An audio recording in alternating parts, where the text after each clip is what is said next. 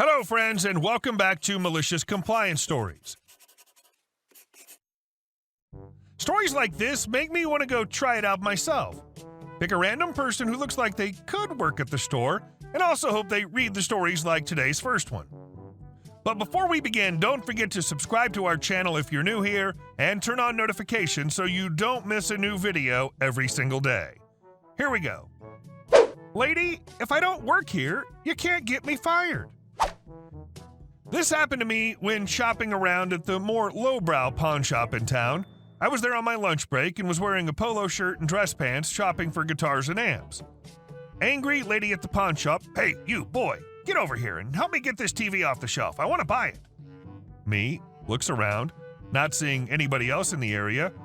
Are you talking to me? AL, who the hell else would I be talking to? You see anybody else here? Are you going to get this TV for me or not? Me, nope, that's not happening. AL, I might get you fired. You can't talk to a customer like that. Me, go right the F ahead. AL, what's your name?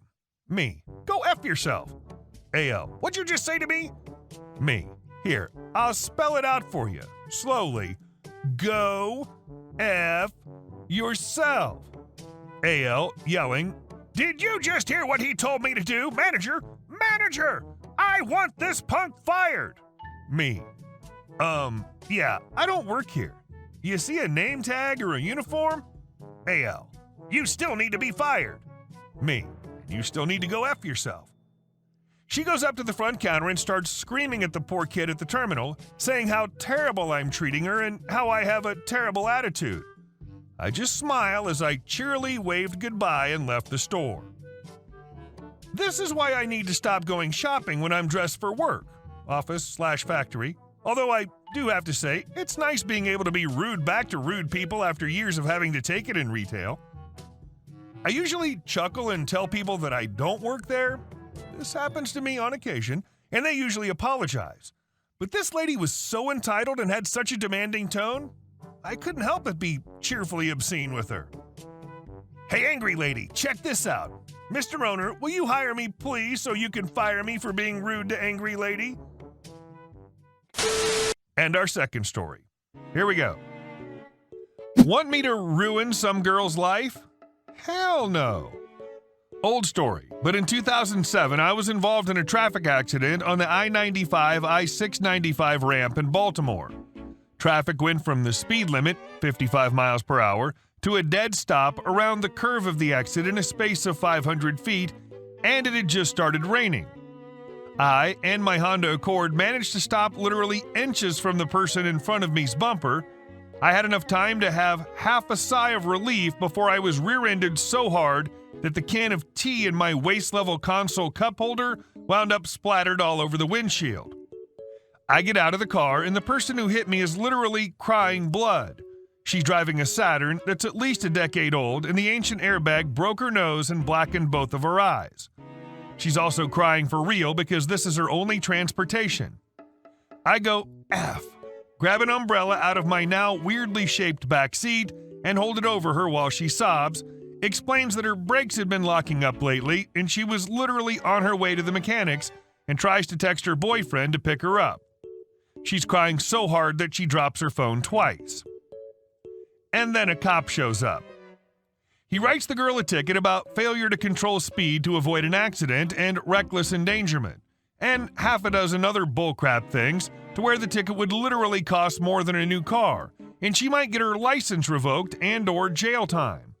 She's hysterical. I talk to her, reassure her it's not her fault, and manage to swap insurance info. Fast forward 2 months. I had mild whiplash, but I'm healed up and mostly good regarding the accident. Have a new car and everything.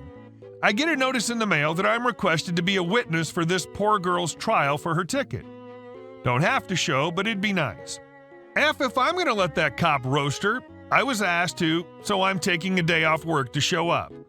I turn up in court dressed in my civil servant best, was working for the state government at the time, so however stead you imagine, multiply it by 3, and even toss on some makeup to impress the judge.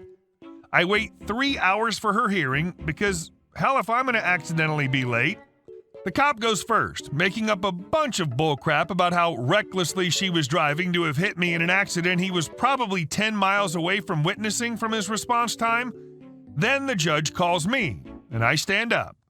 Cop looks this weird combo of surprised Pikachu and PO'd like he didn't expect me to show. Poor girl was already crying and starts crying more. So I get to the stand, get sworn in, and tell the truth, the whole truth, and nothing but the truth. So that day, we were going exactly the speed limit. I know because I checked my speedometer and surprised that there wasn't more traffic, that she was following a proper distance behind me because I checked my rearview mirror and she was a ways off. That it had started raining after a dry week, so the road was greasy AF, and I knew that because I almost slid into the car in front of me, only saved by my car's ABS. That her wheels had locked because I'd heard the screech and seen the skid marks, and that she definitely wasn't at fault because she was on her way to get her car's old ABS fixed. And I mentioned that the cop didn't show up till 20 minutes later. I know this sounds like an everyone clapped moment, but the judge did thank me for doing my civic duty and turning up. And I got a quick hug from the poor girl after the judge dismissed her charges. Bless you for being a good human. You're a rare bird. And our next story. Don't send you any small contracts? Got it. This was several years ago when I was working as an installs coordinator for a department store. If you wanted work done, anything from installing a toilet to building a garage, you come to me. I'd give you a quick estimate, and if you were on board after that, send a contractor out to your site to do exact measurements if needed. Then I would work out your exact material and labor costs from there, quote you out, and keep in loop with the contractor, mostly so I could help work out anything that might delay the work. Contractors are paid a set rate, usually per unit, foot, or square foot. They also get a flat $50 for the initial site visit, whether or not the customer goes through with the project. I occasionally got calls from frustrated tradesmen who felt these $50 visits were a waste of their time, but since those visits typically took under an hour, including travel, and I was making $3 over minimum wage, I couldn't drum up a whole lot of sympathy for these complaints. Most of our contractors came in two categories: bigger companies that generally had a liaison who wanted to keep their business partners happy, and individual tradesmen or father-son businesses where the person I spoke to on the phone would be the one doing the work. I was fortunate enough to be trained by my predecessor who remained at the store but had stepped down to take a less stressful position so I could go to him for advice, and more importantly, he helped me quickly build a rapport with the people I worked with. This would become important because I had wide discretion in how I divided up the jobs, but many of our partners were fairly specialized or simply preferred certain kinds of work, a fact that our systems weren't set up to accommodate. Officially, I was meant to rotate through lists. I used this plumber last time, so use that one this time, etc. There was no metric in place to track that I was doing that, however, nor any interest in enforcing it. As a result, I could send more work to people I knew were in a bad financial spot, skip somebody who I knew was planning a vacation or had a sick worker, etc. Maybe a couple of months into the job, I got a phone call from a bigger construction company on my list, turning down a site measure I'd sent him to fence a yard. I pulled his file up on screen for the call, as I was wont to do, and realized that he'd kicked back the last 3 jobs I'd sent him. He demanded I stop sending me these chicken crap little jobs. I'm not interested in anything under $100,000. His file listed him for fences, decks, garages, etc., but there was nothing in his contract about a minimum job size, and I'd have been surprised if there was. So I just told him sure and ended the phone call, then put a note on his file not to use the company. The price of lumber doubled that summer, and the combination of 4 refused site measures in a row, along with not doing any work for us in over a certain number of months, automatically ended his preferred contractor status with us, meaning he was paying more for materials. He paid close enough attention to his business to stop work he didn't like from coming in, but never noticed that his material costs went through the roof overnight. I know the company had a couple of rough years after that. As far as I know, they're still in business, but I hope that dude has mellowed out a little in how he talks to the people who help put work across his desk. We were never a big slice of his income, but I like to hope my small, malicious compliance helped put just a little more of a squeeze on him. This is a perfect solution. He got too big for his britches and didn't realize that the little stuff also pays bills. And our last story. HOA boat issues. After moving into our new home in a subdivision with the homeowner association, I received a call from my wife while at work. She informed me that we'd just been visited by a contingent of officers of our HOA. She further told me that they were going to make us move our fence. Backstory.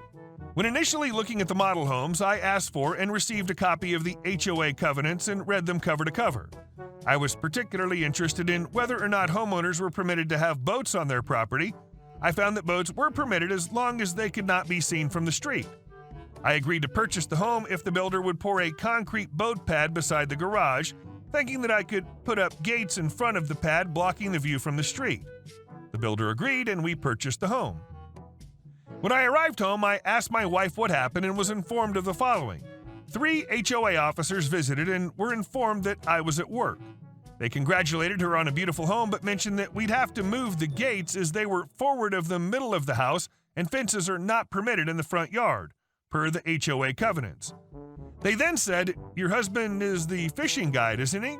When she replied yes, he said that they all like to fish and he was sure something could be worked out. They left. I called the number that was provided and one of these gentlemen answered. I said that my wife had told me that they visited and what they'd said. I told them that I would be happy to take them fishing. All we had to do was come up with an agreeable date, and of course, my fee was $400 per day. He replied, "I don't think you understand." I said that I understand perfectly. I then said that you may be able to force me to move my gates, but let me tell you what will happen if you do. I'll head out to the farming area and find the rustiest, beat-up piece of crap automobile I can find, park it in my driveway, and put a 9-foot satellite antenna on the roof of the car, and there's absolutely nothing you can do about it. Read your covenants. I then hung up. Never heard another word from them. Never give them an inch or they'll take a mile. Smart. Hey guys, thank you all for watching the video. I'll see you in the next one.